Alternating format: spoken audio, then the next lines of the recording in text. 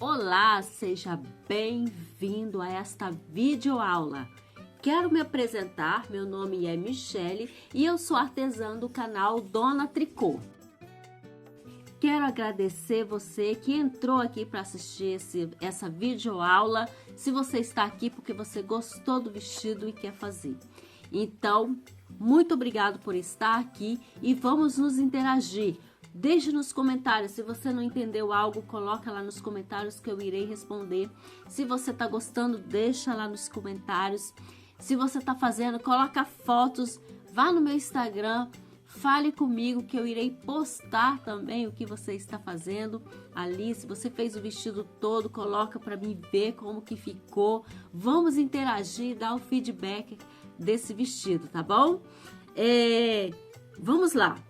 Eu vou explicar um pouquinho o formato dos vídeos. Serão vários vídeos, será em partes, porque eu vou dar ele em formato de curso. Então, terá parte 1 de apresentação, sobre medidas. Iremos aqui, esse vestido a gente vai precisar de tirar medidas, né? Depois vou ensinar os pontos para você, a execução, também fazer a cava do vestido, fazer o decote dele, o modelinho dele.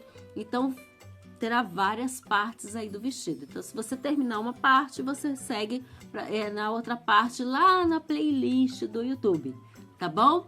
E quero deixar um recadinho importante, é o seguinte, esse vestido, essa videoaula, né, esse tutorial, né? Ele não irá ficar por muito tempo.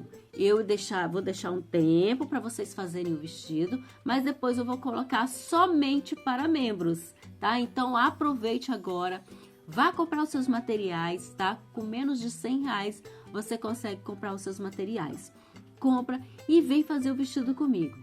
Se você quer fazer para vender, eu vou deixar no tutorial também uma tabela de medida que você vai poder fazer esse vestido por meio da tabela de medida P, M e G e vender esse vestido. Olha só, gente, que interessante.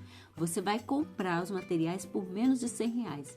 E sabe por quanto você vai conseguir vender esse vestido? Vou falar lá na videoaula, tá bom? Então, vem comigo fazer o vestido Hortência.